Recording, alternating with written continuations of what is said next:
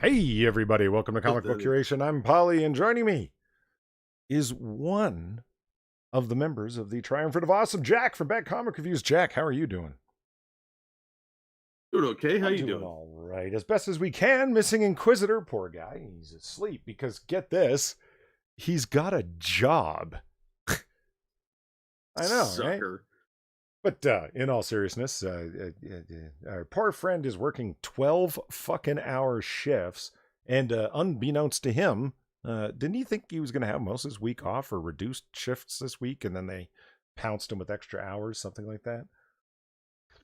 Yeah, poor sap. Yeah. So he's working hard and he can't be here. And rather than reschedule yet again, Jack and I decided to come on and do a Redux episode. And so here we are. We're going to hang out and talk and try and figure out why Mark Ruffalo presenting himself naked on Twitter seemed like a good idea to him.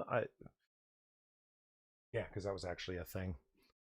So who do we have here? Who decided to swing by? I got Richo and Gaber Valines here, and Frosted Glass, X-Bub Hotep, and Jordan 250, and Lion Patriot, and Evolved Potatoes. Already put our links in chats. Thank Evolved Potato. And Matt Winter here was the first one here, but she had to take off. Hopefully she'll be listening later on. Oh, and Michael Hatfield's here. That's good.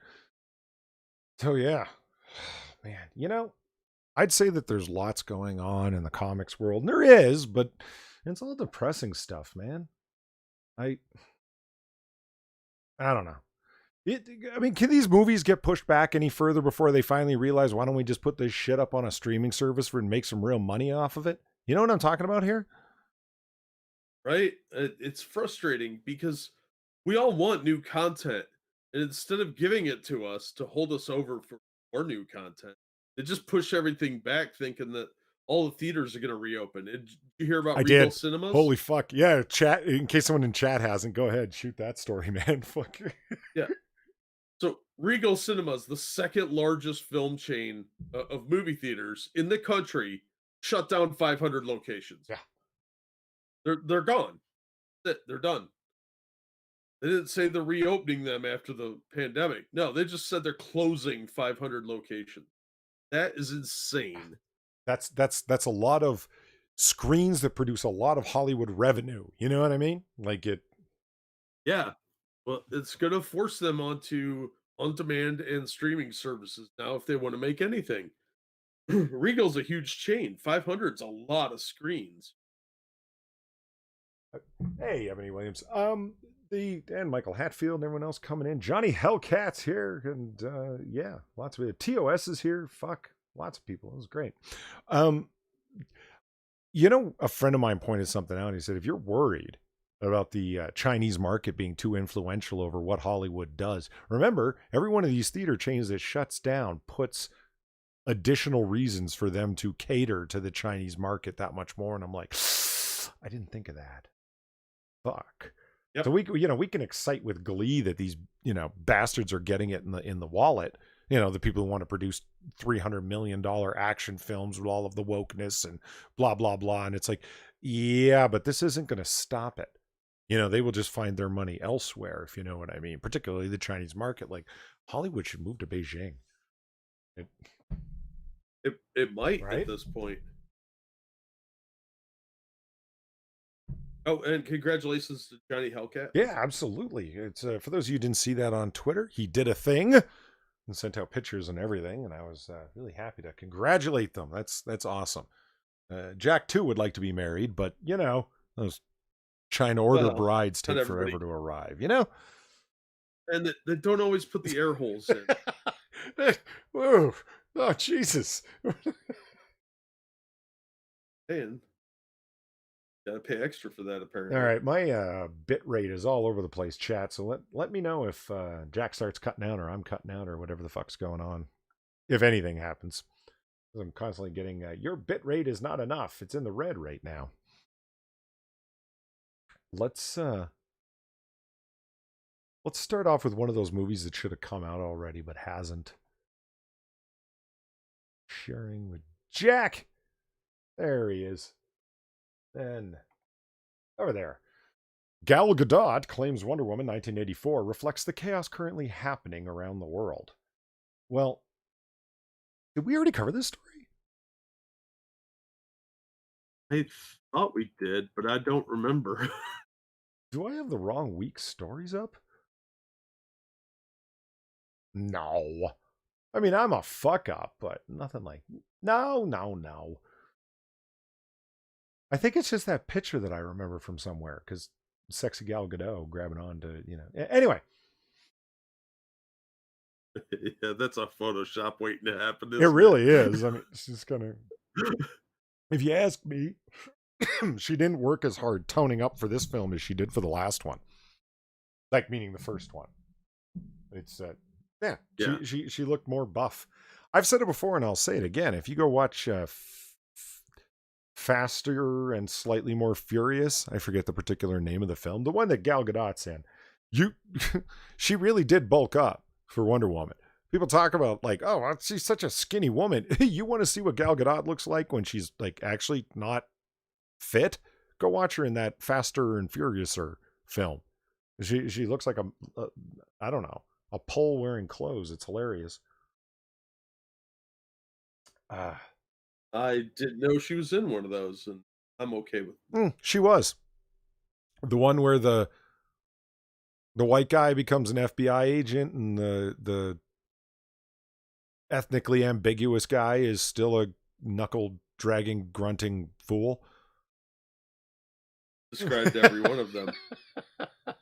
Oh, wait a minute. On a side note, did you see Vin Diesel's hot new SoundCloud track, Jack? Yeah. Wait, what? Yeah, no, seriously. No. He's got a track out there, man, and he debuted it on Ellen, I think. It's worth checking out, man. It's an EDM track, so it's totally Boots and Cats music. It's boots and cats and boots and cats and boots and cat, right? And then you hear auto-tuned Vin Diesel that could easily be anyone else. The only reason you know it's Vin Diesel is because his name's on it, and he's just singing, let's get out there and party. Like it's just a meaningless dance track. It's like Vin Diesel wants to be the new hotness out on the dance floor. Yeah, it reminds me of Eddie Murphy's song. He wants to party all the time. Yeah, but Eddie Murphy can sing. There's a critical difference. Yeah, that's okay. I guess it'd be more akin to Bruce Willis. Lion Patriot, thank you for the $10. Pennies for more bits. You know what? I would appreciate that, and I would put it together toward a better internet connection. But the sad truth is, I don't get anywhere near what I'm paying for currently. And I don't know if you're in this position, Jack. I mean, I know the one-ton hammer is he pays for the super duper NASA internet connection, and he only gets like 50% of what he's paying for in terms of bandwidth. Wow. It's give us more money and we'll give you pay us twice as much and we'll give you 10% higher bit rate. It's no good. Gilcado calls her a waif. Well, I'm all for skinny women. And Jack, you should be all about Gal Gadot. She got the thigh gap working and everything. Oh yeah. I find her quite delightful. I would like to tantalize her magic lasso parts. Got no good at it. I could have sworn we already did this story. Yeah, I mean, like, here's the, you know what? Okay, let's make this, we're going to skip this story because I'm either having like, can you have a premonition flashback? Maybe. Can I have a flashback about something I haven't done yet? Like a deja vu flashback. In any case, both this one and Black Widow, those are the two films that Jack and I are thinking of when we're saying you guys just got to put them on streaming. They keep putting them back. Black Widow's at 3 delays now. The movie's finished. Yeah. It's done. Well, it's been done for a absolutely. while. Absolutely. Yeah. It's been digitally transmitted to the theaters and they're ready to go on it. And they're like, no, hold off. We need COVID to relax a little bit more to get more people done. They are really desperate to kind of like recoup those losses, and they don't want to put it out as just a Agents of S.H.I.E.L.D. or Arrowverse type streaming thing. They want the money. They want the fame that comes around it. They want Scarlett Johansson out there doing a press junket for it, the whole 9 yards. You know what I mean? Same thing with this. You don't pay Gal Gadot the whatever fucking millions of dollars that she got for this film and then just throw it up on Hulu. I think is their perspective. But I think they need to come to terms with the reality here. I need money all over the place with the theme park shut down. Yeah. So they pushed it back to what, April for Black Widow? That's nuts. They're going to need that money before that, or their shareholders are going to revolt. And not to mention, we've gone over multiple stories where what these movies are about when the director's talking or the stars talking is it keeps changing. Like, wait a minute, is this movie about Donald Trump? I don't know. Is he really big in the news right now? Is this movie anti-capitalist? I don't know. Well, what's really big in the news right now? Like, I've heard 3 or 4 different themes of what Black Widow's about at its core. It's about climate. Yeah. You know, there's I'm surprised that somebody didn't try and connect it to the Australian brush fires or something. You know what I mean? That what this film is really about is human anguish and related to things going on around the world, especially environmental disasters. Thank you, ex Bubba Hotep, for the $5. The fine print always says up to. Always leaves out that as low as. Damn South Park episode with the ISP workers rubbing their nipples. Yeah. Right? Yeah. I've said this thing, and people have kind of, it's not a good idea, probably. No one wants to do that. I want prorated.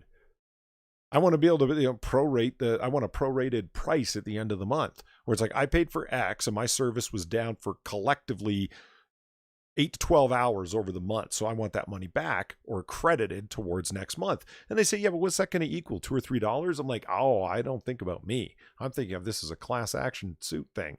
Like if they come up with it as a policy, having to pay out every single person whose service was down for that time, that would equal millions of dollars, and maybe they'd fuck off with the bullshit in terms of constantly having your internet go down or make your prices more fucking reasonable. I could not agree more. But it probably won't happen because they pay off, the government. Well, let's talk about the government, the ISPs for a second.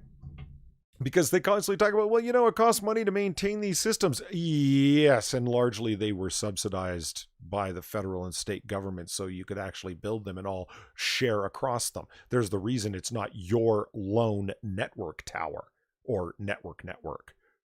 You know what I mean? It's because the government subsidized all of that building. But then when you talk to an ISP, they make it sound like, well, we had to put in billions of dollars to build all that infrastructure. No, you didn't, fucker. You had, like, for every dollar you put in, the federal government put in 5. Who are you kidding? Anyway, you were talking about Disney going down here and all of the problems they're having. Let's talk about Disney laying off 6,700 non-union Walt Disney World employees as part of a 28,000 person layoff announcement. Holy fuck.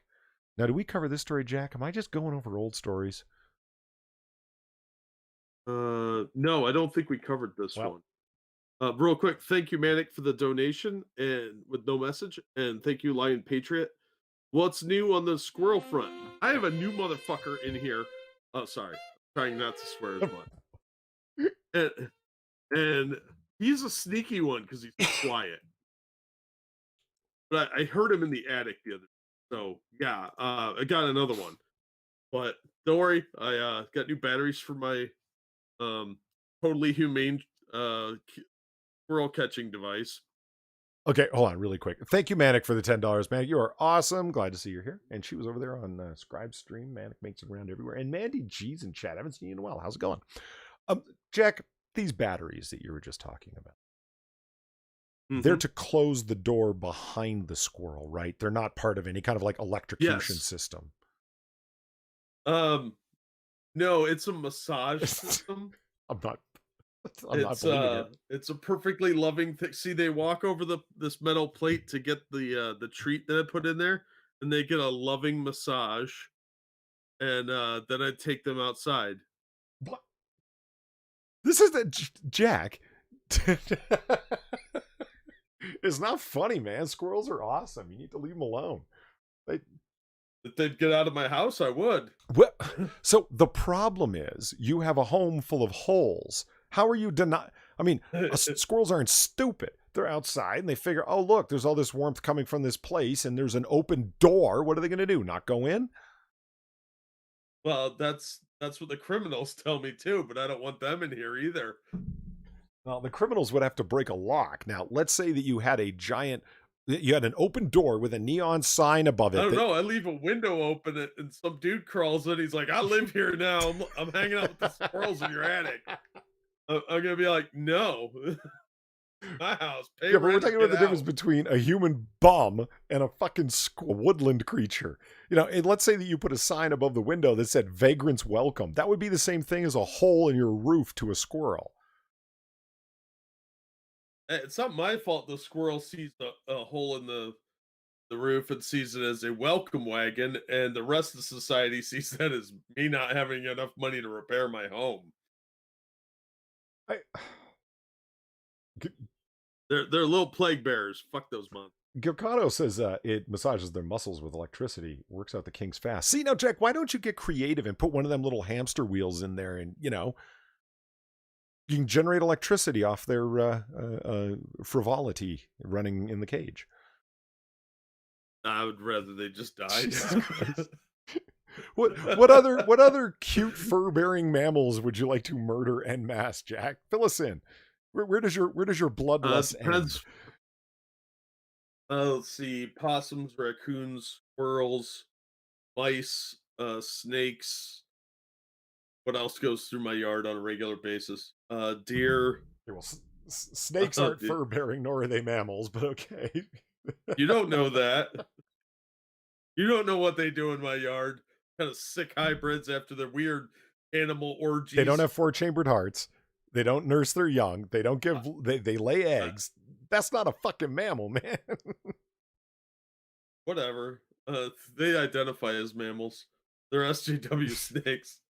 Yeah, Antifa, coyotes, the occasional teenager. Whatever wanders through my yard, and I don't want there.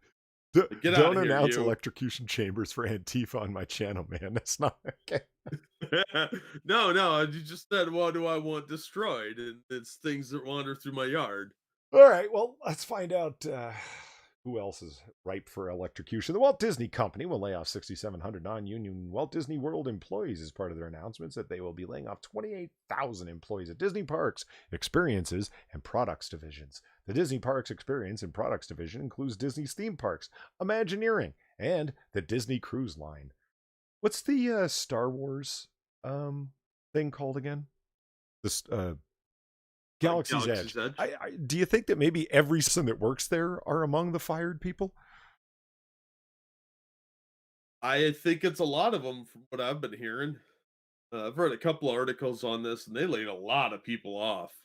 I mean, there's apparently 28,000 people on the chopping block if this keeps going this way. Vol Potato says that mammals can lay eggs. With the exception of the platypus, is there one? And Ebony Williams asks, what are we talking about? I don't know. Without quiz, we're a little rudderless. Holly tries, but I'm all over the place. Now, with 28,000 people being laid off, or at least on the block, and 6,000 for sure getting laid off, they have more than that lined up in case it gets worse. And they've been practically begging to get their parks fully opened again. And Orlando as a whole is suffering because it relies on tourism for Disney and what's the other one? Universal, and there's another thing down there, like Busch Gardens or SeaWorld or something down that way. So they're all locked down and laying people off, and that is just crippling the city and probably the state of Florida as a whole. Just think of how much money Disney brings to them. Yeah. Do you know what state and particularly city isn't suffering at all during the COVID time? Las Vegas. Because prostitutes and gambling are always in season, am I right? Yeah, I'm just looking at this picture for this Magic Kingdom comics here. How instructive is this for this is like the perfect thing for Bounding to have used. Look, you got Uncle Scrooge and he's like, fuck off, get out of here. And Goofy doesn't he's too stupid to realize he's been fired. Donald Duck's wondering how he's gonna support Huey, Dewey, and Louie. And Mickey's oblivious as always. Yeah, because he's chill. Real quick, thank you, Johnny Hellcat, for the donation. I don't know what Polly's talking about. Trespassers will be shot. Yeah, I actually have a sign. It's inside the garage, but you know, it's there. And thank you, Frosted Glass.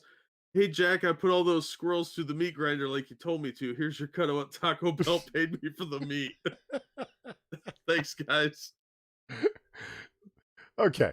The Orlando Sentinel reports that these non-union employees will be losing their job on December 4th, right before the Christmas season. Well, that's not very festive of you, Disney. It's Disney. Disney Vice President and Employee Relations Jim Bowden wrote a letter to the state of Florida explaining his well, there you go, Jack.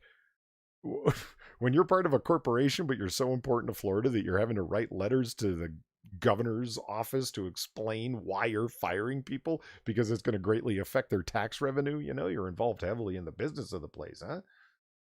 Whew.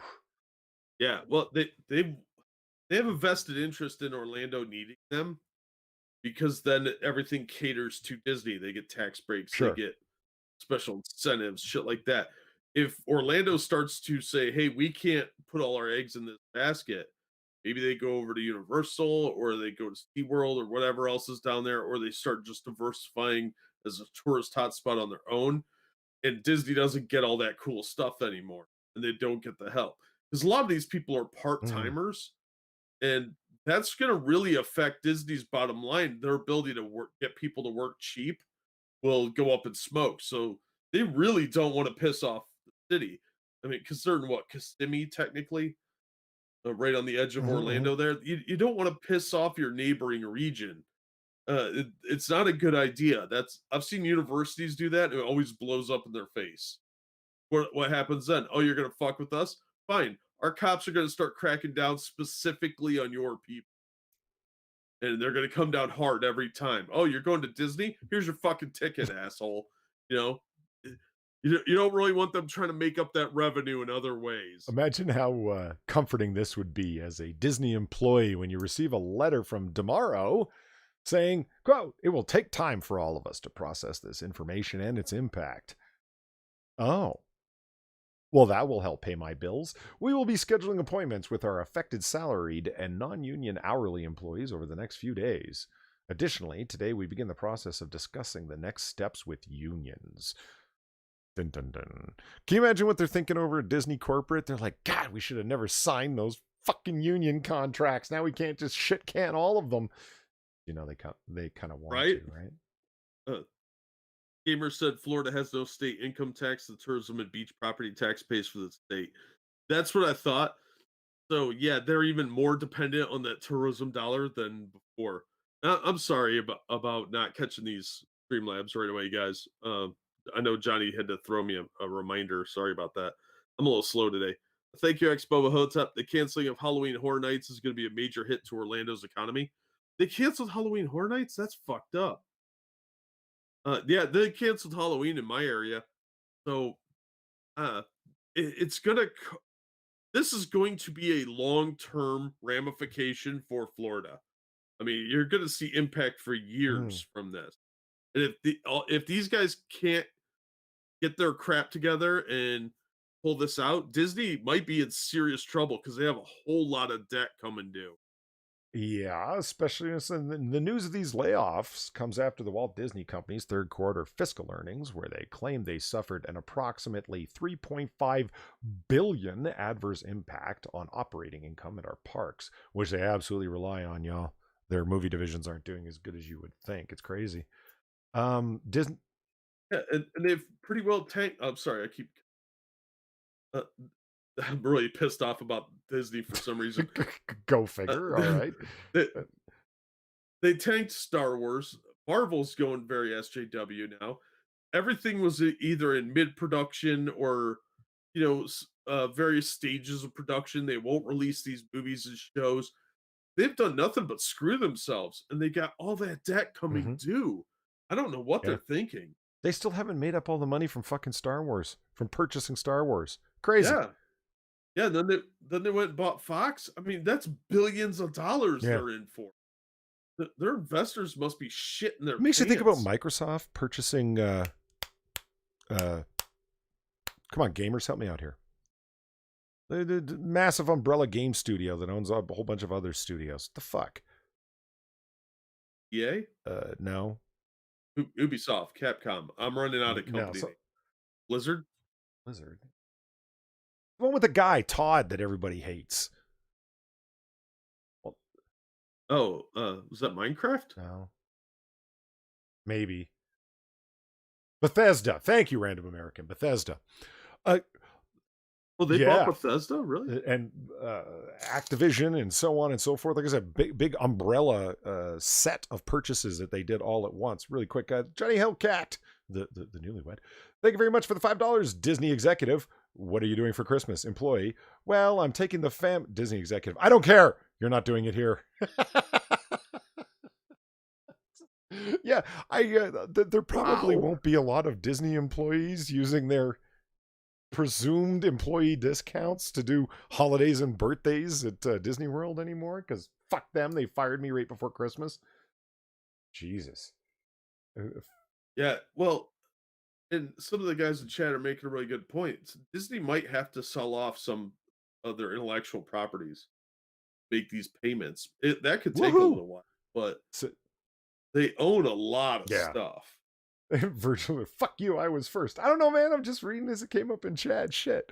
But yeah, look at all the gamers we got because everyone knows. But so anyway, the reason why that's crazy, Jack, they did Microsoft buy them, and from their available free currency, we're talking what they had in their float of liquid cash.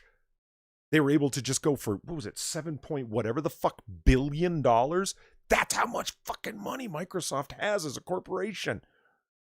They would have been able to effectuate that purchase 4 times over with just their available free cash. Do you guys take cash or do you want it in pallets? How do you want what was the fucking Lucasfilm purchase for? 2.1 billion? Something ridiculous like this. I thought And that was just crushing to Disney to have to be able to do that. And then you look at Microsoft and they went and found some loose change in their fucking corporate headquarters couch and just said, yeah, fuck it, we'll buy these 5 game studios. Like, whoa. $4.05 billion. $4.75 billion. And they still haven't paid off that debt. Disney is like the revolving credit embodiment. You know what I mean? The person with like 5 lines of credit and 6 credit cards, and they don't ever actually make payments in terms of reducing the principal. They just keep moving the debt around. You know what I mean? I don't know what they're going to do. I do hope that they do start selling off their fucking properties, because I'm one of those people that really does not like the idea of very, very few companies and mega corporations owning all the things. You know what I mean? It lowers competition. Your classic, the invisible hand of the marketplace and stuff, and all of the market forces that it brings to bear for innovation and stuff like that. Corporations, especially publicly traded corporations, owning movie studios is what led to all of the remakes in Part 7, Part 8 of known franchises and etc. Because they're known properties, they know they're going to be able to bring in at least X amount of dollars. They have to show a profit to their shareholders. When studios are not privately owned, that's where you get the crap that we see as the largest factor playing into that, in my opinion. Yeah, it also leads to mediocrity. Yeah. So we get a bunch of tepid trash that keeps falling out of these companies like squishy turds, and I honestly could see them starting to cut some of the chaff and shut down like Disney, or Disney could shut down Marvel. I think is what's probably going to happen, and farm out the licenses. I think they're probably leaning in that direction.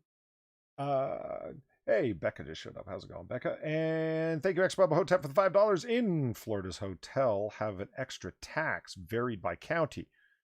The loss in revenue to the state is due to people not coming back to the theme parks, and it's a huge loss. That isn't even thinking of follow, Midnight's Edge and other people that get pretty technical in terms of people's quarterly reports and so forth. And Jack, we talked about this a bunch before. The theme parks is where Disney, that was their profit center for a long time. They were really pulling in money there. Oh yeah. To have your main cash register suddenly start coming up dry because of COVID, ooh, that hurts. Yeah. Well, not only do they have the theaters shut down, which costs them a lot of money for movies, they also have the parks shut down, which is always their Mm-hmm. fallback. Whenever they're hurting for money, they raise ticket prices, or food prices, Right. souvenirs, etc. Now they don't have either one of those. Those are their two big money makers. Disney Plus is doing pretty well for them, but that's a drop in the bucket compared to what these other things are making. And they've already screwed the pooch on Star Wars, so that's a basically a loss at this point. I don't know. I Oh yeah, I think depending on how long the shutdown goes, Disney might be in some serious trouble here. They're not going to go away, but they'll be a leaner machine for sure. They're going to shut a lot of stuff down, uh, cancel a bunch of stuff, and probably get kind of desperate with some shitty sequels and stuff like that. I mean, look how bad Mulan did. what was the result of that? I never ended up. I heard it was doing bad, but then that it was bad, and then I heard it wasn't doing very well, and so like, is it a complete absolute flop, full on? It cost $200 Uh huh. million Uh huh. to make it, and it didn't make anywhere near that. It bombed in China. Of Hold on, all I'll look at the places. right. Did they whitewash too many characters? Is that it? Hey, Unholy Reaper's here. No. How's it going, Reaper? Okay, so according to Forbes, it earned 10.9 million overseas. 10.9.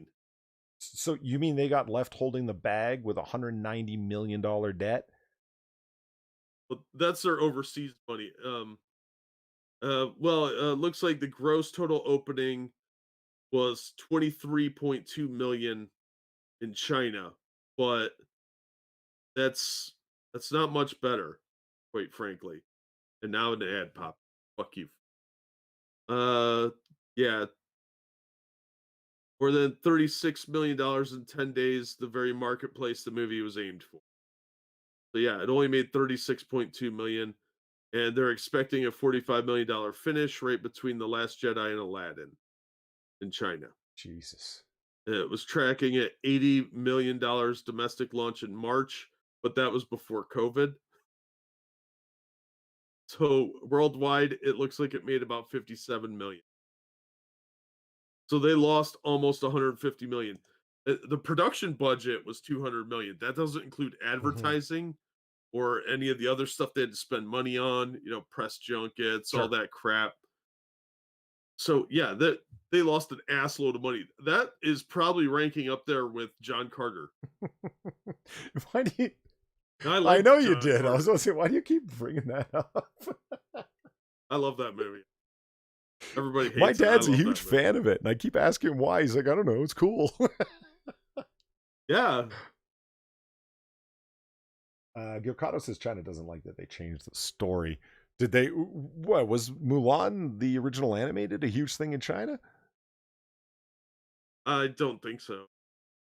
I don't know that it ever played over there because as talking animals and magic, they generally frown on that.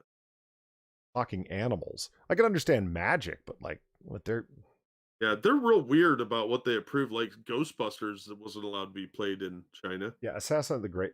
That garbage remake. That was just smart business. Yeah, Assassin of the Grace is the average marketing budget is at least half, or is at least as much as the budget of the film. That's why I keep hearing like a $200 million film. They budget $200 million for promoting that probably piece of crap film. That wouldn't surprise me. It's generally a minimum of half the budget. So At minimum, they spent 300 million on that, maybe 400, maybe 5 million or 500 million total. Come on, that's a huge hit in the wallet. And of course, nobody could have foreseen the COVID going around, but Jesus, that's putting a lot of eggs in one Yeah. basket. And so my brother has Disney Plus, and he was like, "Yeah, we were gonna watch Mulan." It's like, "Oh, how was it?" He's like, "Pff, didn't watch it. They wanted $30 to rent it."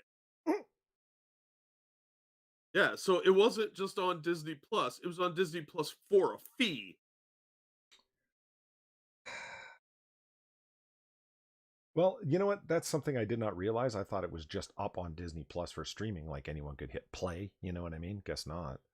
Oh, nope, that'd be too Yeah. easy. They wanted $30 for that, which I'm sure they got some money out of because there's a lot of people that are completionists, you know? They wanna see it, every Disney Yeah. movie, but holy fuck, I'm not giving you $30 for that when I'm already paying a subscription fee, you know? And how many of these streaming services do I need anyway? So we were talking earlier about mammals that lay eggs for some fucking reason, and Ebony Williams had asked, "What was Polly talking about?" And Indina or whatever the fuck it's called. I don't know. It's there. It is. So it's a little mammal that lays eggs. Kind of looks like a hedgehog. Dude, if I saw that in my house, I'd move out. Is Like, well, this with all place due is done. respect to our Aussie contingent, is anyone surprised that the weirdo mammal that lays eggs comes from Australia? Anyone? I didn't think so. Okay. Nobody cares. just Johnny said most of the Amazon new movies are $20. Screw that. I don't even get a physical copy. yeah. No.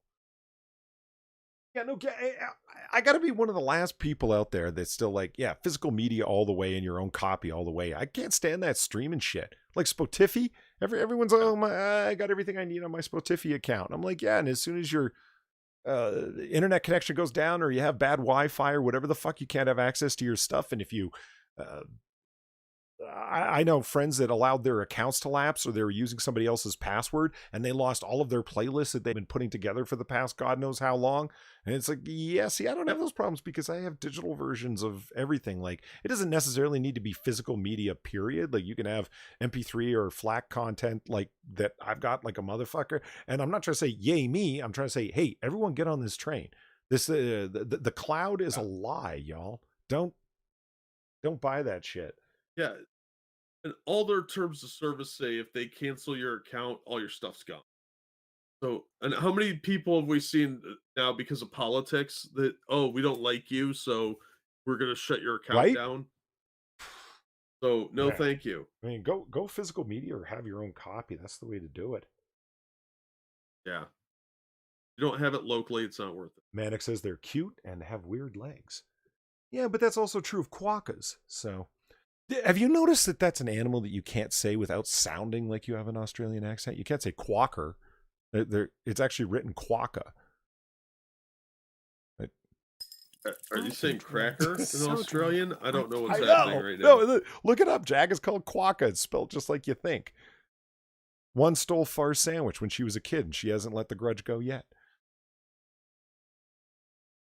That's I Yeah, can she had relate a to that. Subway sandwich and it ran into the cottage that she was staying in and grabbed it and took off with it, and she's still angry.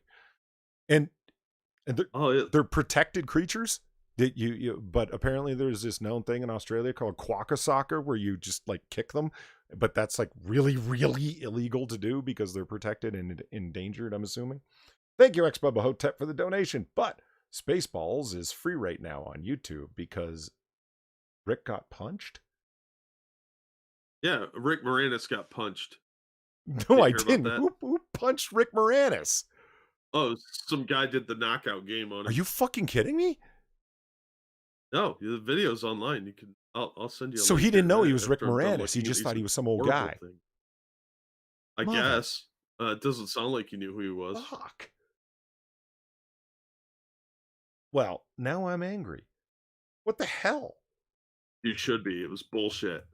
Rick Moranis, shit, what was his name in Ghostbusters, Jack? Clive, he was the Keymaster. He was Vince Clortho, wasn't it? Vince Yeah. Clortho, yeah. Vince Clortho, the Keymaster. How the fuck I remembered that, I don't know. Vince. Yeah, that sounds like a totally Sumerian ancient name, doesn't it? I won't fuck with a guy named Vince Clortho. If I was an ancient Sumerian, I'd be like, that's a strange name. In the meantime, here, let's cover this story. I don't know where it's going, but it's probably good for some laughs. Certain Aqua Teen Hunger Force and the Boondocks episodes retired due to cultural sensitivities. Yeah, that's a nice way of saying Yeah, censored, isn't yeah. it? We don't want to show these, like the Boondocks. I mean, if you ever watched the Boondocks, if you ever watched it, Jack, Yeah, I've seen a few episodes. Just my thing. Lewis Tully, thank you, Lewis Assassin. Tully, right? He was an accountant. Uh, I mean, like the episode where Huey watches BET to as an experiment to see if it really does make you stupid, like what the result of watching endless hours of BET is going to be. Like, there's all sorts of the episode where MLK returns. It just goes on and on. You're gonna have to ban the whole series. Several episodes of Adult Swim series have been permanently retired due to cultural sensitivities, according to the network, including those from Aqua Teen Hunger Force and the Boondocks. The Daily Beast, a totally centrist and balanced news source, which first reported the news, noted that Reddit users had pointed out that Aqua Teen Hunger Force episode Shake Like Me and the Boondocks episode The Story of Jimmy Rebel could not be found, or were only briefly found on HBO Max, the streaming service launched by Warner Media in the spring. In Shake Like Me, a reference to the John Howard Griffin book Black Like Me, Shake learns that there will be learns what it's like to be stereotyped after being bitten by a radioactive black man. According to the IMDb description of the episode, in the site's description of The Story of Jimmy Rebel, Ruckus, quote, finds his musical soulmate in famed racist country western singer Jimmy Rebel. Okay. According to the source, one of those episodes was accidentally uploaded to HBO Max due to a software error and was promptly removed. The episodes in question were, I would love to read that deal. You can go ahead and keep your problematic content, it says at the bottom. Right. That's so stupid. As per an Adult Swim spokesperson in 2018, quote, the Shivering Truth episode and the Ogled Inklings will return to the Adult Swim site and HBO Max in the future after being temporarily rested. Yeah. Temporarily rested. That means completely scrubbed from memory. That is some corporate speak right there. Temporarily rested. Dude, that's some news speak right there. Like, oh, it's gonna be temporarily rested, just like those guys that went on that train to Siberia. Oh, even one says the Martin Luther King episode of Boondocks is now gone. Yeah, do you know the one I'm talking about, Jay? No, I'm vaguely familiar with the show, but I've only seen like 2 or 3. Yeah, that MLK episode is I've heard it could be a pretty spicy yeah, I mean, show. give it a name. Red pilling, harsh commentary, biting satire. I don't know. Give it a name, but yeah, there's some raw material in there to be sure. The move follows other networks and streaming platforms' decisions over the summer to remove episodes containing blackface.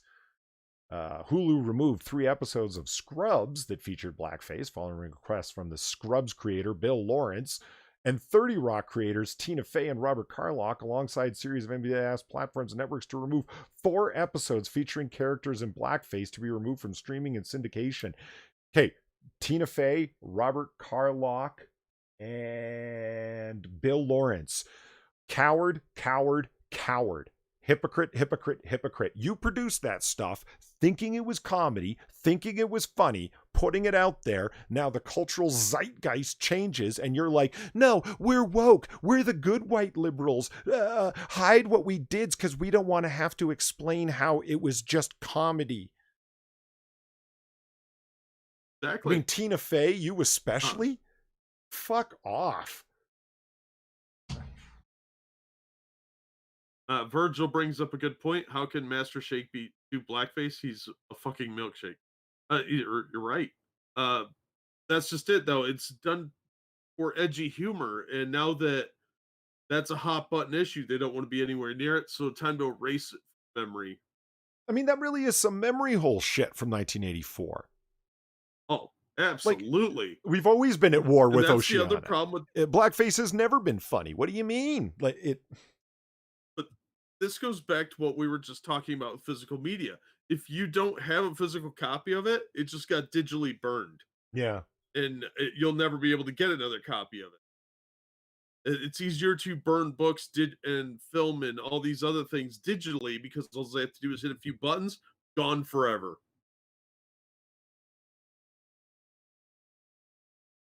I don't know where this article goes. Jack, this is the archive version that you sent me. Yeah, I wanted to make sure to get the, and you didn't have a bunch of fair pop-ups. enough. Punisher creator Gary Conway cancel every existing superhero comic. Excuse me. Settle back. Gary Conway. Is it Gary or Jerry? Gary. Okay. Gary. It's like Jeff and Geoff. They always. They Yeah. always throw, Okay. yeah. Well, do you know what I mean? They always throw me. Have you ever read Jeff as Geoff accidentally because you're just going with the flow? And I've done that. You know. Yep. It's yeah. Marjorie too. It's like Majority. Yeah. Like it's man, that's just Marjorie. Fuck. And they get real mad if you call them margarine. It's like over on. It's become some running stream lore over on Razorfist's arcade streams that there's somebody who's one of their ongoing donators, always hitting them up with donations, and his name is Jesus. And Terengale keeps reading it as Jesus says that. God damn it, I did it again. And it's like it just makes the guy donate more and more to hear Terengale fuck up over and over again. It happens. Fuck. Anyway. Settle back. Mr. Conway, co-creator of The Punisher, Firestorm, Power Girl, Vixen, and Carol Danvers, Captain Marvel, has something to tell us on Twitter about what he would do if he were in charge of the comic book industry. But first, a little history. Oh no. How long is this?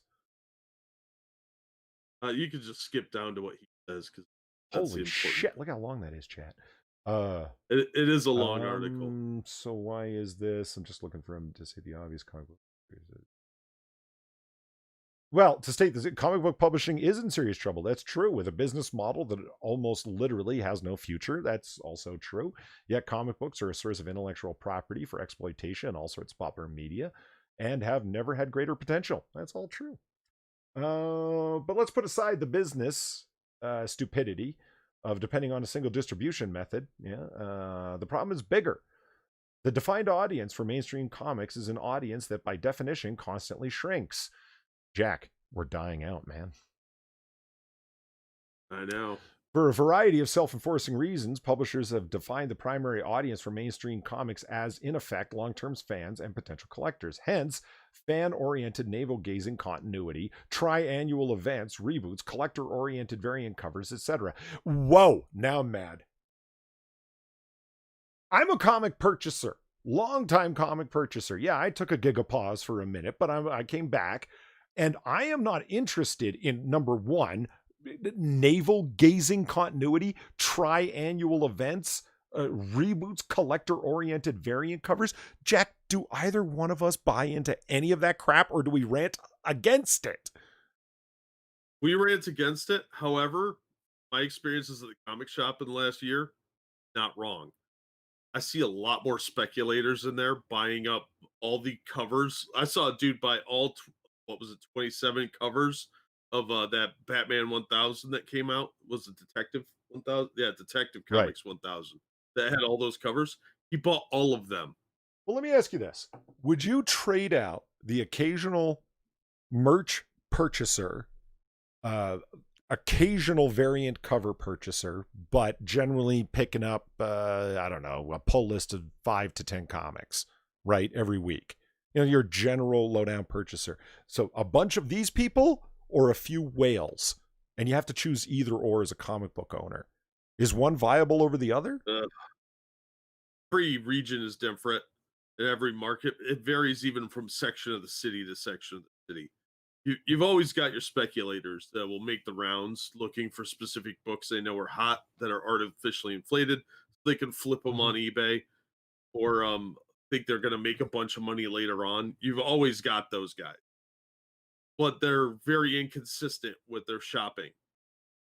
Unfortunately, right now, a lot of people don't seem to be in the hobby for reading the books. They seem to be in it because it's the quote cool thing because of the Marvel Mhm. movies, and they're buying them either as like they think they're being hipster cool, or they're buying them for the collectability of it, and they think they're going to make money, or they just want a bunch of different variant covers. I've been seeing a lot of those guys lately. And it's really disgusting. It's the older guys that are like the actual fans. The ones in the 20s and 30s, a lot of them are just flash in the pan people looking to jump on the hipster train, or they think they're going to make a lot of money off. So, yeah, I don't know. At this point, I would have a tough time actually answering that with any degree of authoritative knowledge. Hmm. But I can just tell you what I'm seeing in the store, and a lot of people are buying like two copies of stuff, and one's a variant cover because they think it's a cool cover and they want that one too. And could have bought another book for $4. But he's not entirely wrong. It's just some of what he says later on is actually not a bad idea. Well, let's see. Here he goes. If we're honest about it, the basic root appeal of superhero stories is to is that part of ourselves that lives in a pre-sexualized, pre-adolescent dream state in which anything is possible. It's the world of Harry Potter and the Sorcerer's Stone, like Harry Potter and the Sorcerer's Stone, or Philosopher's Stone, if you want to be pedantic. Young adults and adults can enjoy superhero stories too, and even want those stories to evolve and mature, just like the Potter books evolved and matured. But, regardless of the appeal of the first Potter book might have for older and existing readers, it's the primary readership was intended to be and remains middle grade 8 to 12. And the same can be true of comics, particularly superhero comics. Until my generation came along, yeah, we boomers fucked it up as usual. Oh, fuck off. I'm just tired of hearing that from people.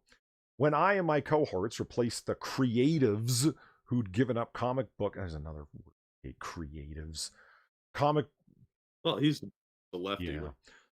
yeah, who'd given up the comic book business massive success in the 1960s, folks like Stan Lee and Julie Schwartz, we brought with us our boomer self obsession. Oh, God, go mea culpa somewhere else. We didn't want to create comics for kids. We wanted comics for us. That's the origin of the comic book superhero shift from middle grade readership in the 1960s to young adult readership in the 70s and adult readership in the 90s and beyond. The refusal of boomer creatives, we're so evil, and editors like myself, among others, to let it go. Hello, fellow kids. We redefined the readership of comics that comics were aimed at, coinciding with a shift in the distribution that allowed that redefinition to stick. The result is a dead end for comic book publishing as a business. And how would I change this? I'd cancel every existing superhero comic book and publish a limited new line of middle grade readership, simplified characters and storylines, and eliminate every event that requires more than passing familiarity with the basic simplified continuity. 10, 15 titles. For existing readers, I'd offer a separate, higher priced graphic novel line with whatever expanded adult storyline creators and readers wanted to explore. But this would be separate, not monthly, not the mainstream. And I'd do everything possible to get monthly comics into supermarkets and movie theaters and Walmart and Target and Costco and offer subscription services through Amazon. Pursue every alternate distribution avenue possible. The present course taken by major publishers is a dead end. They're pursuing the wrong readership. There's a bigger audience out there. We just have to welcome them. Well, there it is. Yeah, I'm with them on appealing toward younger readers. The hobby's not going to survive if they don't bring in young people. It's just not going to happen. It can't. The target age is rapidly getting older and older and older. I mean, right now it's about 40 years old, probably a little older than that even. And there's not that many kids coming in. They're not picking it up because they don't have that much access to it. You need somebody to take you to a comic store or order it Right. online.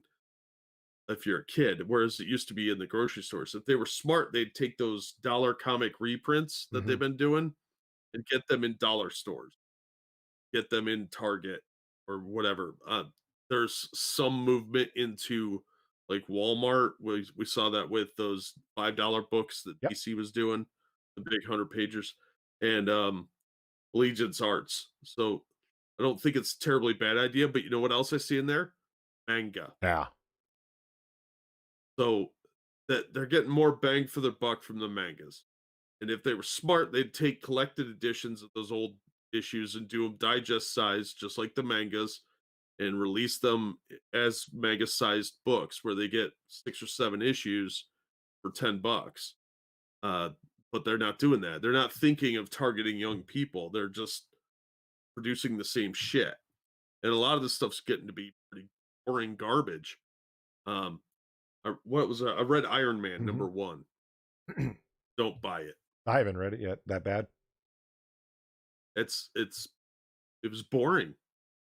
Nothing happened till the end of the book.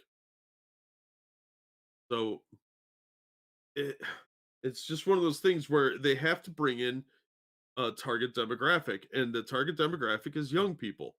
I'm sorry if I know a lot of people don't like that. You still have stuff aimed at older kids, but the big companies really need to start producing stuff that appeals to middle school and high schoolers, Well, and they're he not aimed doing lower that. than that because he said pre-adolescent, pre-sexualized. It's oh yeah, fuck you.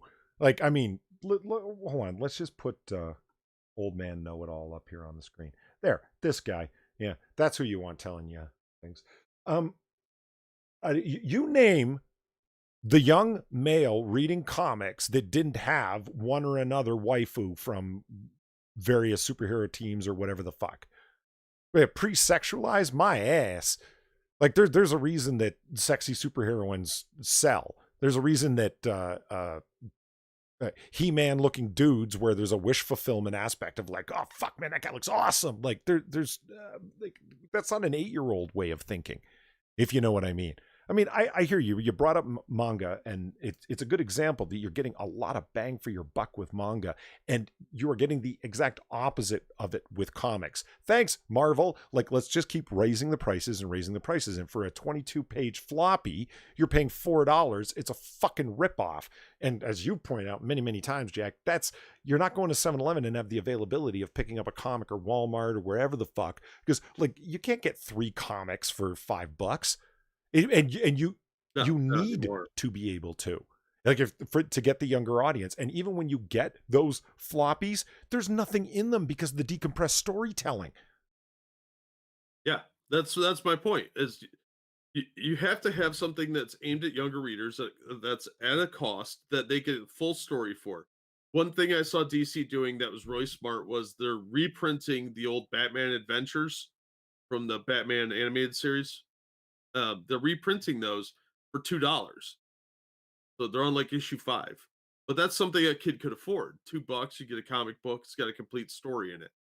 So to be continued. I think there was one two-parter in that entire 26 issue run. So if you're not going to give them something that um uh, yeah, they already have ratings for comic Yeah, successes. definitely. So if you're not giving them value for the dollar, they're not going to buy it. And they need that availability at a wider distribution. And you're not seeing that. So that's why I said put them in dollar stores. There's lots of dollar stores all over the place. You have an entire line of $1 books called a loss leader. You have that marked down. You might take a little bit of a hit on it, but you're getting people hooked on your product and they will look at other stuff for years. You have a litany of stuff that you're not actually having to pay for anymore from all those back issues. You could just reprint stuff from the very beginning all the way up till now and reprint those story arcs. You don't have to pay anybody any residuals. You already own everything. So I don't know why they're not thinking that way, but it's almost like they don't care or they don't think that they're going to sell to them. They think they're going to sell to the same demographic or this new magic demographic that doesn't exist. So it's very frustrating, but he's not entirely wrong. Uh, Look at the Silver Age books, and they were like 12, 15 cents a piece. they were aimed at middle Hmm. schoolers. So you were looking at like 8 to 14 for the target demographic, and then look at their circulation numbers were amazing. Now, granted, there's a lot more competition for the entertainment now, but if you could bring the price down and aim at a target demographic in the young uh, 12 to 14 range, I think you could really hit that market pretty well. But it has to be at their intellectual reading level, none of this political bullshit, none of this standing around eating and all the other nonsense we complain about. It's got to be action oriented. Whether they like it or not, the comic industry has to recognize that their target demographic is Yeah. young men. And it's of all potatoes, And there's a reason why manga has a lot of big titties. Yeah. yeah, Yeah. There's a reason why yeah, you're people that I know that are well into their 20s and 30s talk about their this is best girl, this is waifu, whatever the fuck, all that crazy weeb shit. And it's like, yeah, no, but I understand it yeah, and I get it, and I'm sympathetic to it because look at every single thumbnail for every comic book curation ever.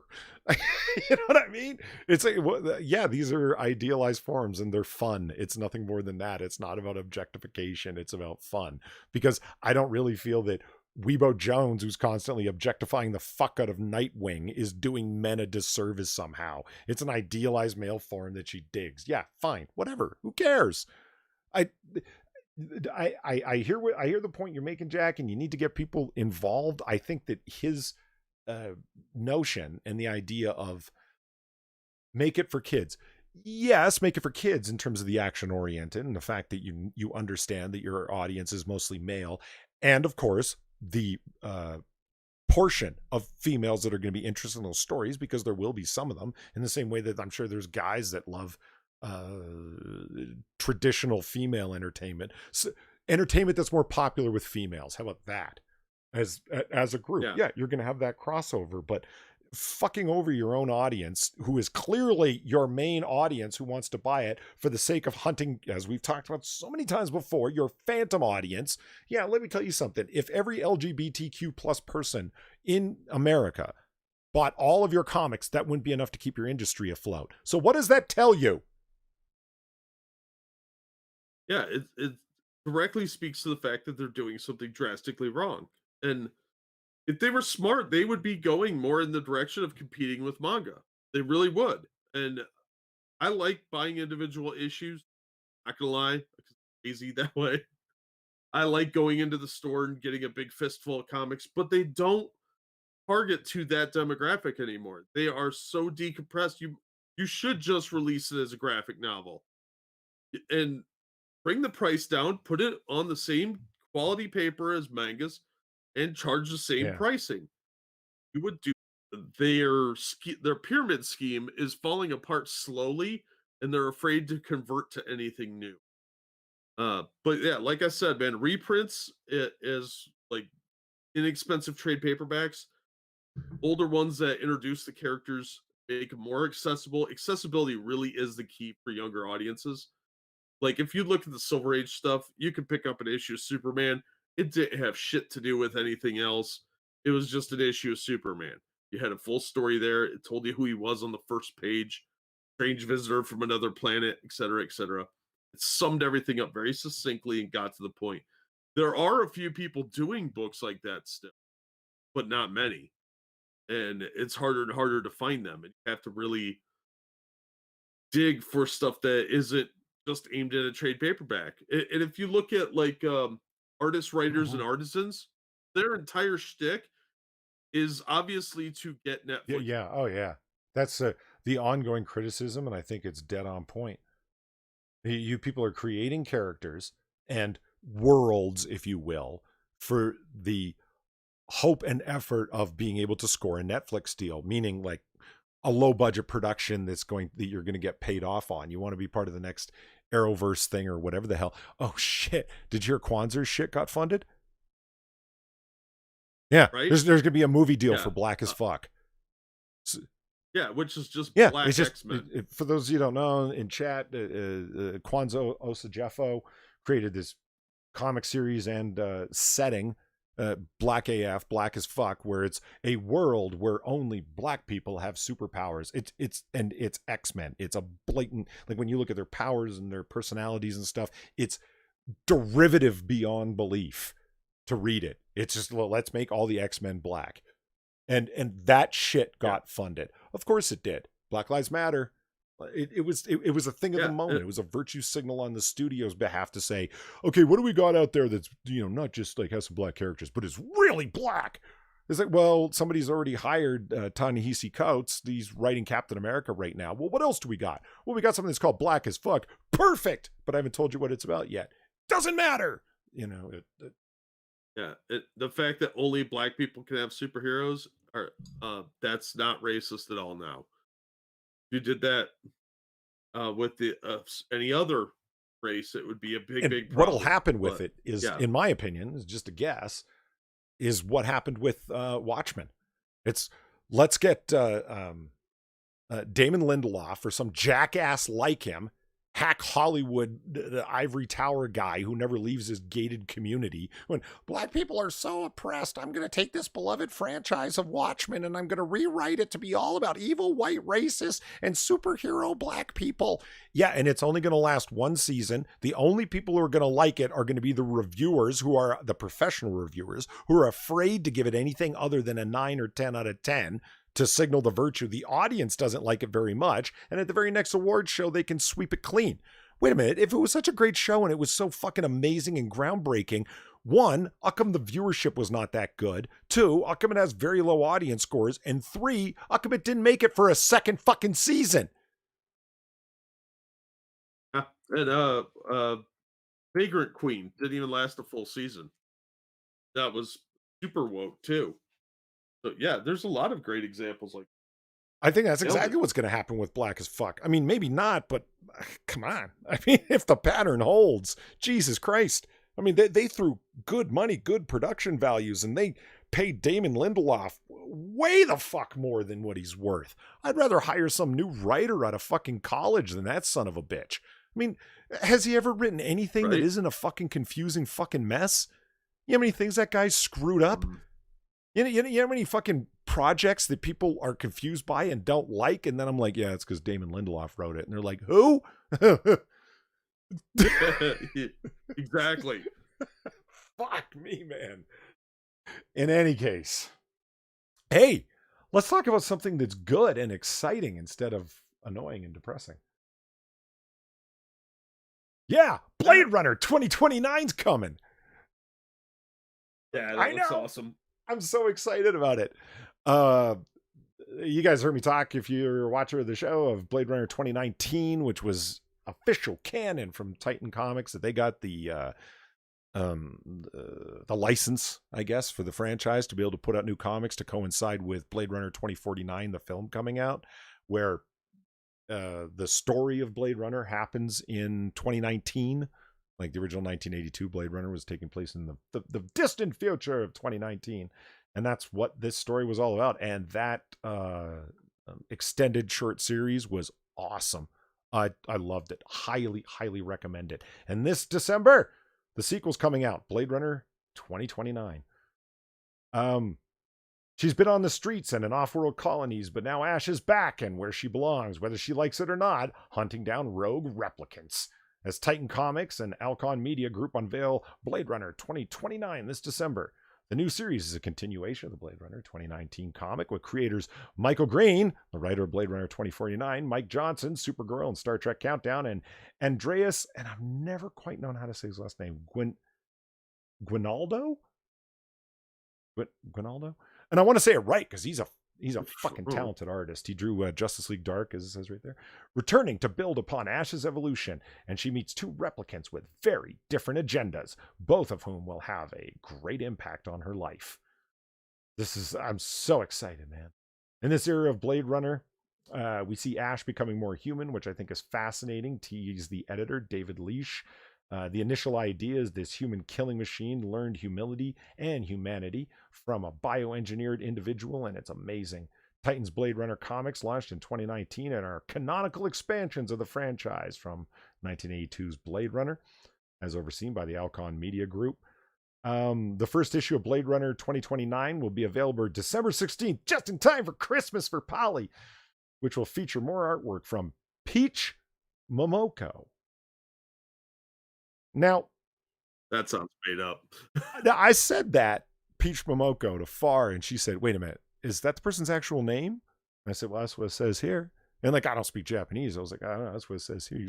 That means Peach Child. And, Yeah, maybe she's daughter of Peach. Peach and I looked it up, child. and holy shit, it does. Momoko means like ko, as in like a suffix for young child, usually female. Yeah. I'm like, it really does mean Peach Child. Now, let's talk about this cover for a second. I was a little bit worried. It looked a little ooh-woo cutesy for me. Yeah. Blade Runner 2019 was a little grim dark, and I loved it for that. You know what I mean? There's a lot of color here. There's this isn't the there's the full cover. I was a little concerned. I thought like, oh, you guys aren't gonna go like, she's not gonna be on a hunt for a unicorn and other touchy girly feely things, is she? But I went and looked up some other of Peach Momoko's art. Man, she's actually pretty fucking awesome. Look at this one. There's a separate variant cover that she did. Pay attention. Here's how you make Squirrel Girl look kind of cool and look like, a girl. Girl. I like that we both thought that. Let me grab a couple of labs here quick. Thank you, James Colley, who says, thanks, Polly. Now I have a soundbite to use for comparison when I'm being hit on by a natural born woman and crossdresser. Wow, how long is this? Look how long this is. I know it's a late joke. Blame the morphin. Jack Peter. I hope you get out of the hospital soon. That was intense. All right. Yeah. Blame the morphine. And thank you, Evolved Potato, twice because two-parter. I've said this before, but there's a big difference between how Western comics and manga is made. They're mostly made by a single person. That means one person does both writing and drawing. Sometimes they have another person do shading, but that's it. There are a small amount that are from groups, but that's uncommon. Plus, most manga staff, oh, I'm sorry, most mangas start off as a single or multiple panels in news strips or in web comics. So they actually have to be good and people need to like them to get further. Yeah, I mean, uh, that's one of the problems I have with a lot of American comics now is they change the creative teams randomly, it seems. Like you'll get a really good run of solid talent, and then they just sort of vanish, and you get some hack like Tom Right. King. Never leaves the book because he refuses. I think that's where crowdfunding has a lot of potential, but again, it's a roll of the dice. So yeah, I don't know. I'm just not into web comics, so I can't really attribute to that. But I am looking more at manga. But unfortunately, I'll have to do that as patron exclusives because of the weird YouTube rules and really heavy-handed Japanese censorship around the mangas. Yeah, good point. I always forget about that because I don't really deal with manga too much, and it's like, I mean, I pitched one, right, the original Ghost in the Shell, and that's it. Yeah. Yeah. Well, it's I'm not used to the art style. I didn't grow up with that art style. That didn't really get big here in the States till like the mid 80s because it was pretty underground till Viz got the licenses for a lot of that stuff and Antarctic Press Mm. came about. Those guys really pushed a lot of that into the more mainstream comic culture. And then Tokyo Pop kind of picked up the ball.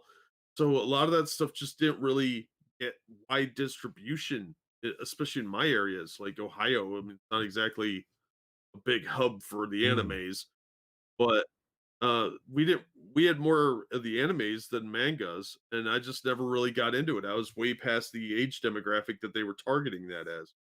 Whereas some of the younger guys coming up now, and even people in your age group, Polly, they saw a lot more of that thanks to like Pokemon and Power Rangers stuff like that. That was a lot more And Japanese I influence. was a huge So Pokemon fan, believe me. No, not at really, all. I didn't think so. But you're in that age group where that really kind of started, that Yeah. where it really No, I know what you mean. solidified as being a thing. So yeah, I don't know. I'm trying to find some that I like. People have given me some suggestions and stuff for me to look at, but unfortunately, I can't put those reviews on my main because I'll get hit. Japan is not fucking around with that. They are very serious about their copyright because they don't have fair use in Japan. It took me a while to get used to the art style in the Warrior Nun series that you recommended to me. It was, Yeah, it's American manga, but it's still very, very manga influenced. I was a good 30 pages in before I started to settle down, if you know what I mean, where it's kind of like not rejecting it because I'm just used to Western comic styles, right? yeah, same here. But it was good. I mean, don't get me wrong. Azalea Warrior Nun was pretty fucking slick. I liked it. It was a good recommend. But speaking of like art style, I mean, let's talk about page rates for a second, shall we?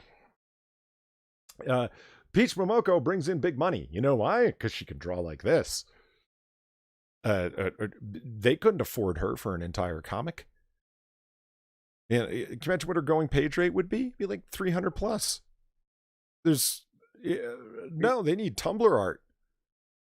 And people that are willing to draw, like some people commented in chat, it's like, that's not Squirrel Girl. She doesn't look like she has downs. I'm like, right? Like it's, and look at the adorable squirrel on her shoulder. Jack, how could you possibly have trouble with these adorable? Oh, they got a little bow and everything, man. Yeah, they look like normal people, and the squirrel looks almost No, that's what I'm cute. saying. Look at It, this adorable little squirrel down there. How could you possibly want to bring harm? Like I said, it's even got a little bow. 'Cause that one's not breaking into my home and shitting all over my attic. And what kills me is that this is the Marvel Uprising crew, right? Kamala Khan and Yeah, Captain Marvel and Lesbian Universe Hole Puncher. characters. Yeah. Yeah, yeah. I'm guessing that's Spider Gwen up there. Yeah, these characters.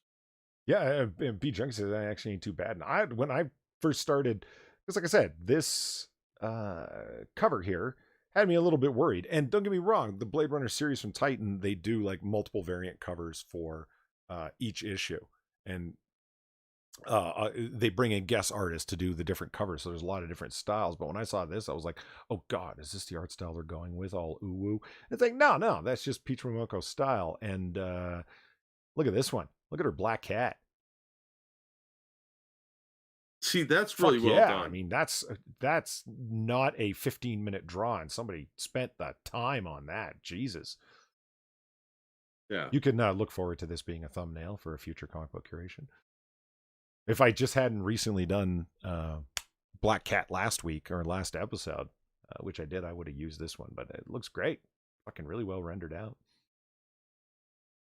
So yeah, anyway, my that assuaded my concerns. I was like, oh no, it was just a particular cover style she decided to go with. It's not indicative of Blade Runner becoming ooh cutesy or anything. So I was happy. Yeah. Maybe that cover has something to do with the plot line. It might be a particular thing. Yeah. Oh yeah, I forgot. She does a bunch of heavy metal stuff too. Look at this awesome one with the pulling off the Japanese mask, the Oh, the yeah, the that's Tengu sweet. mask, demon mask. Oh, fuck, looks so cool. She does all this great heavy metal art. That if this is your style, Japanese heavy metal, go check out Peach Momoko's stuff. You guys will just really dig it.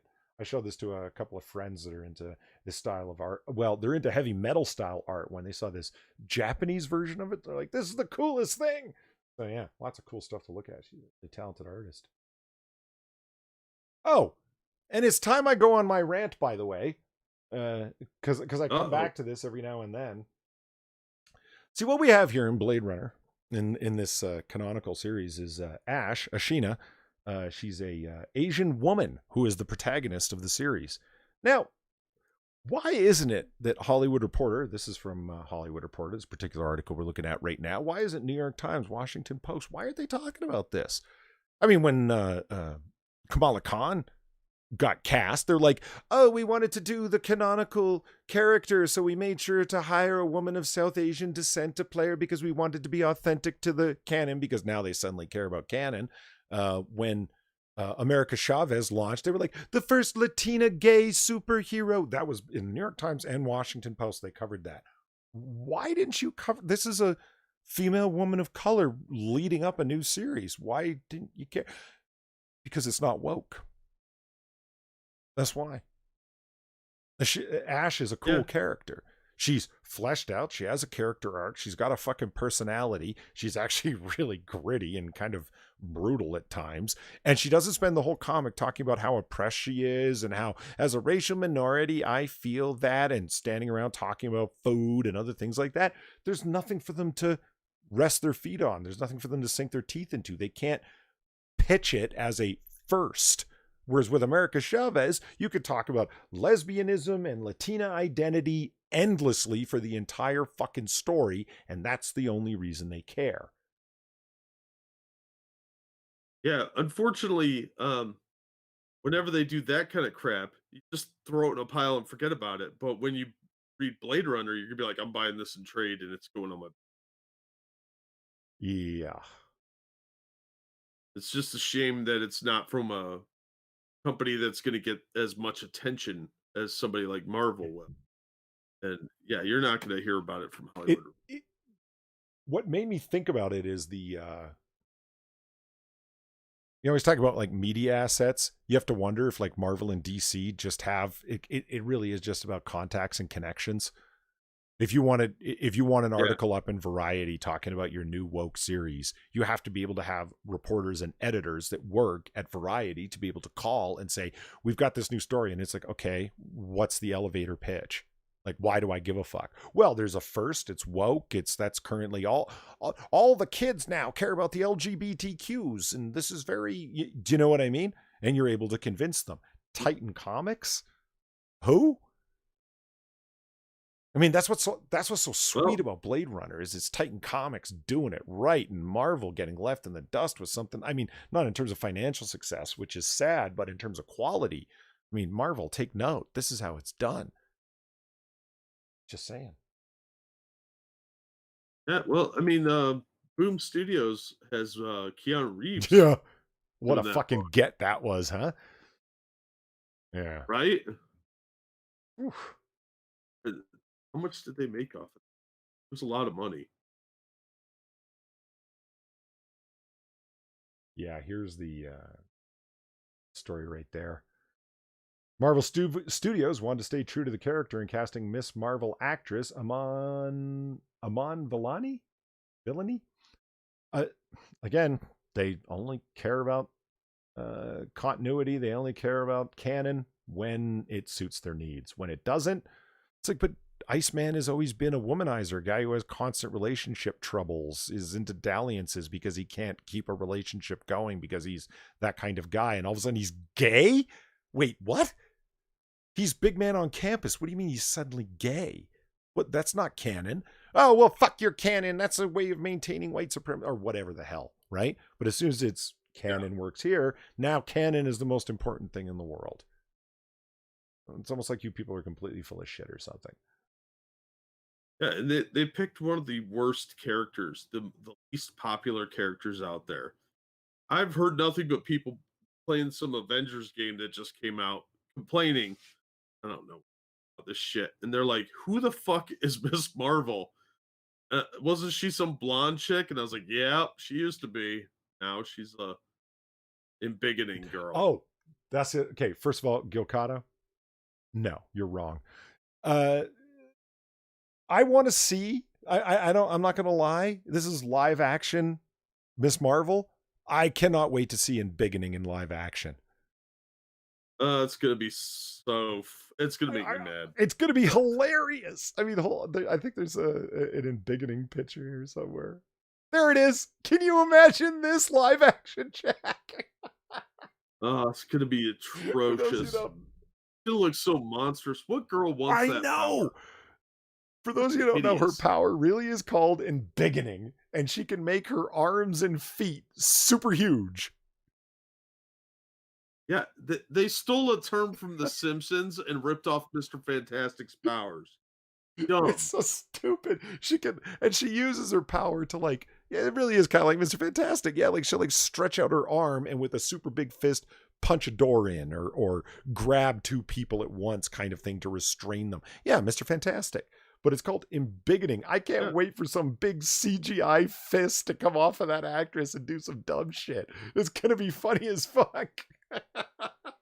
yeah. Meanwhile, Keanu Reeves' Kickstarter made a million 400,000.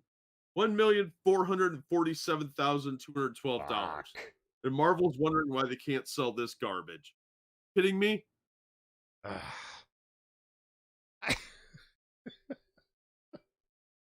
I'm just laughing thinking about the salt over at Marvel when they're reading about that. Well, that's just because it's Keanu Reeves only, and oh fuck, we need to get some kind of Hollywood actor to be in a comic or something. You know, they start chasing the trends as they do because they have no creativity of their own anymore for some reason.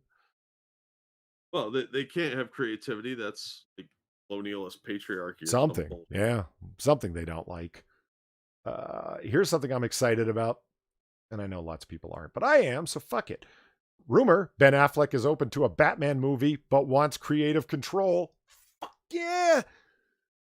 If they're smart, they'll Damn give it right. to him. You know, I wanted my Batfleck movie, and I was pissed off that like the whole contract fell through because of the, you know, all the stuff that happened with BVS sucking and Yeah. Justice League and all the stuff that happened around it, replacing the director and reshooting half the film and so forth. Months after conflicting reports, Ben Affleck sealed the deal and will cameo in The Flash, Snyderverse Dark Knight, but it gets better.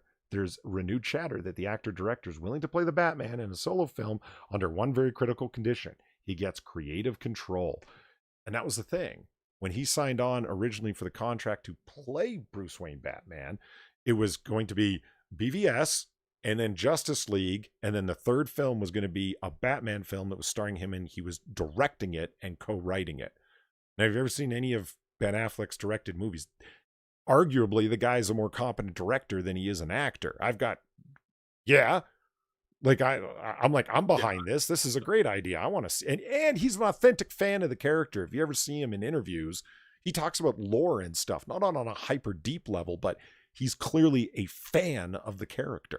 He can talk about him in a detailed way, you know? Yeah.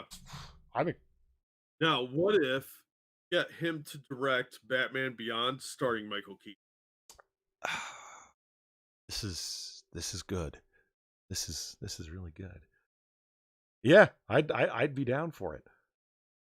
Yeah. I'd watch that. I mean, I still want to see him do that movie that he wanted to do the first time with Deathstroke. yeah. And BG says it. As I've said before, Batfleck was a good Batman in a bad film. Was a good Batman in a bad film. Yep, pretty much. The best things about BVS was the Bruce Wayne scenes, and I liked him as Batman. I thought he looked cool. And I was worried as hell. I was one of those people when I was like, Affleck? What, are you fucking kidding me? And then I saw him playing grizzled old angry Bruce Wayne, and I was like, okay, hold on, wait a minute.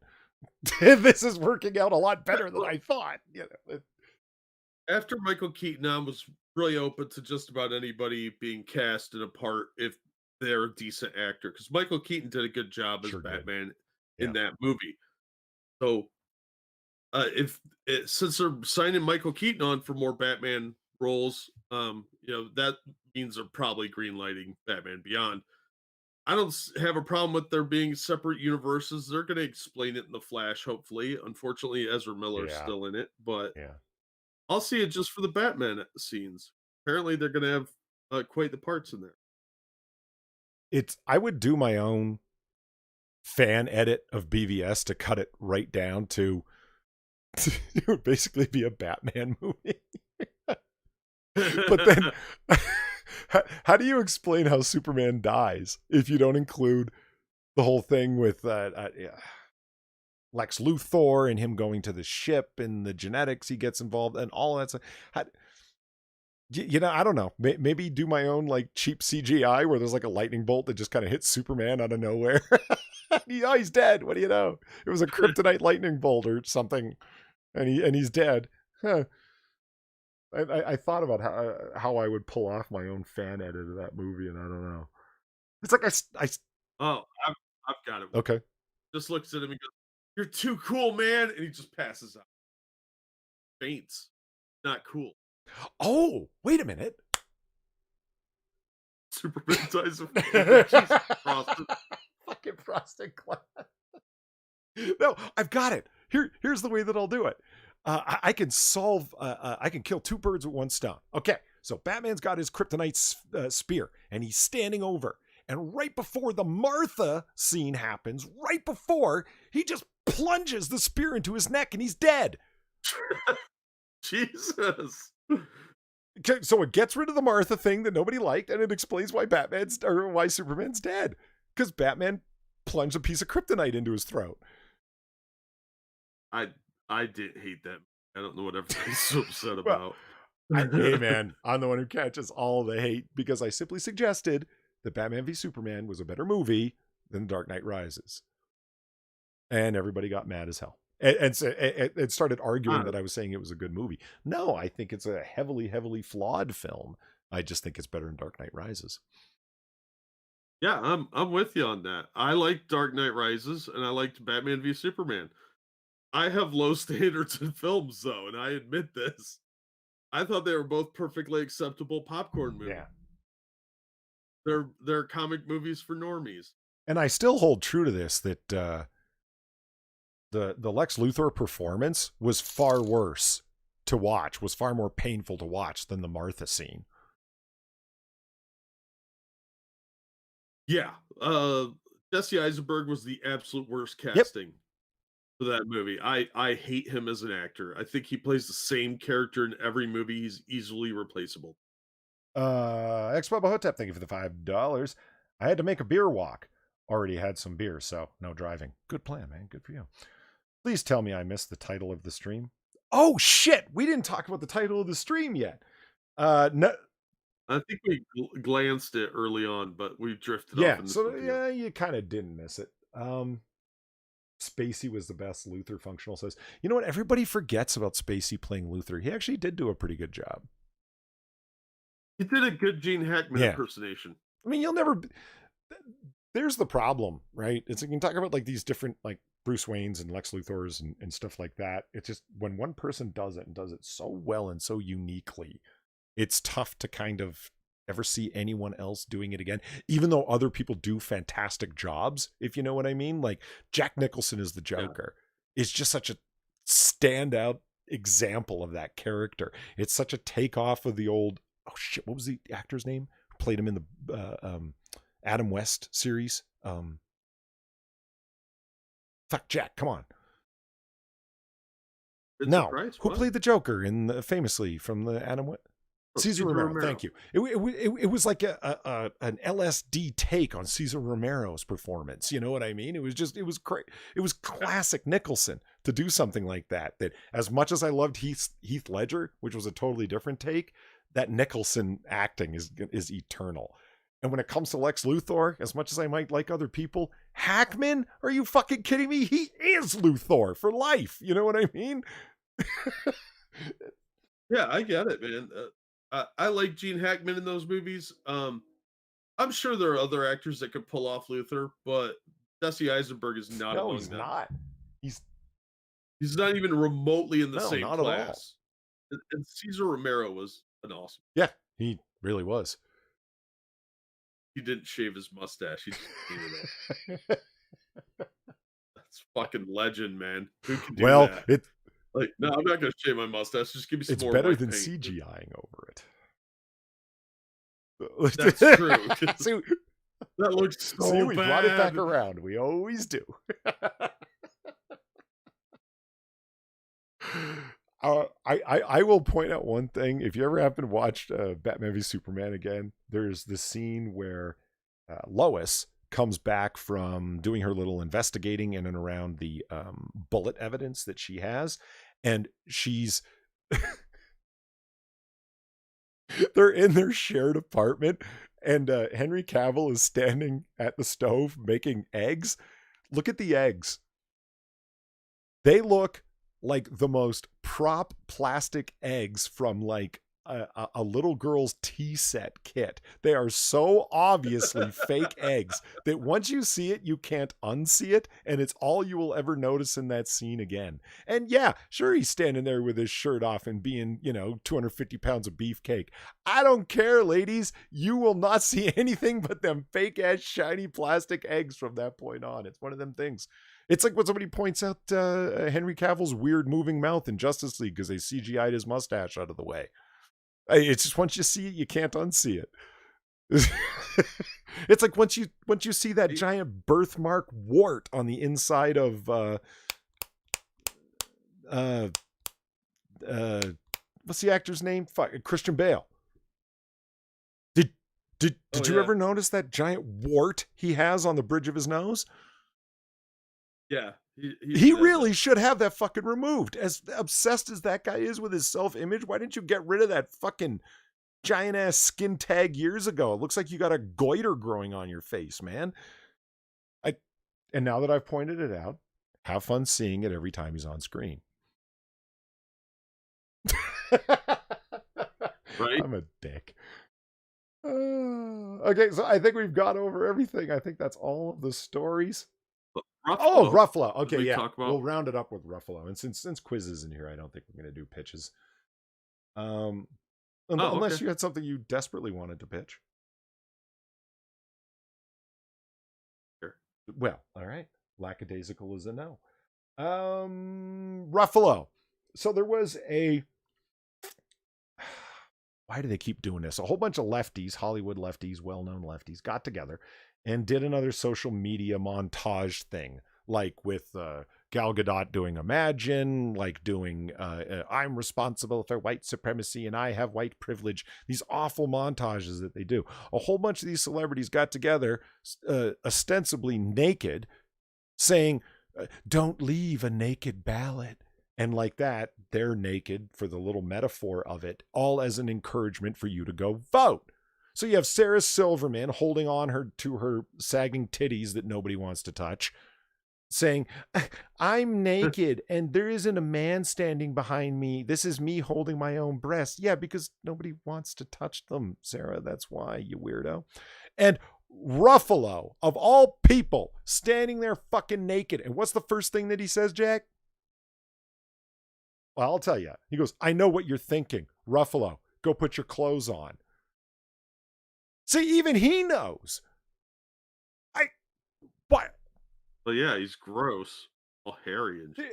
There are so many well-known actors out there. Very well-known actors. This Hulk fucker keeps coming back again and again and again as if he's some kind of Hollywood royalty. You know what I mean? As if he's some kind of long-term leading man. I honestly think in Mark Ruffalo's mind that he's George Clooney. I think that he thinks he's on that level of influence and sex symbol and all that other shit. Oh, yeah. Yeah, I absolutely would believe. Of course, in his own mind, I mean. Because who the fuck else considers him that? Yeah. Nobody. Like Ryan Philippe. Was Ryan Philippe in there? I don't know. I didn't make it very far in there. After the Ruffalo thing, I kind of clicked ahead, like just moving, because you tweeted it out, right? And you're like, how much stranger can this get? Yeah. And I was like, click ahead. Because I was looking for Ruffalo, and so I saw some of the other actors that were there. And then there's Sarah Silverman saying, these are my hands because no man wants to touch me. And then Ruffalo. And I'm like, Jesus Christ. And that's when I stopped it. So I don't know, Ryan. Ebony Williams says no. Yeah, because there was a werewolf. Now. Because there was a werewolf. Way the gun. Philippe punches the shit out of Sarah Silverman. Oh, right. Yeah, so did I. Now I know what you're talking about. How satisfying was that? Whew. Because she was being her squawky little self, and justice came in the form of Crunch Knuckles. It was... Oh, my God. So there it is, ladies and gentlemen, in episode 77 Redux, because that episode is not up in the pantheon of past episodes. So here we go. We had a redone one. Thank you for everybody who came by and kept us company tonight. Thank you especially to everybody who donated. You guys are incredibly generous. Much appreciated. Jack, any final thoughts? Thank you for the donations, everybody. You guys are awesome. And thanks for coming out and listening to us rant. And go buy some Yeah. comic book. I'm going to steal that line, Functional. Never go full Ruffalo. Oh, Yeah, that's I'm so using that true. from now on. Whenever you attempt to stretch beyond your fame to influence people that actually aren't really being influenced by you in any kind of way because you have some delusion of your influence and sexiness and import. Yeah, that's going full Ruffalo. I like it. All right. Have a good night, everyone. We'll see you next week.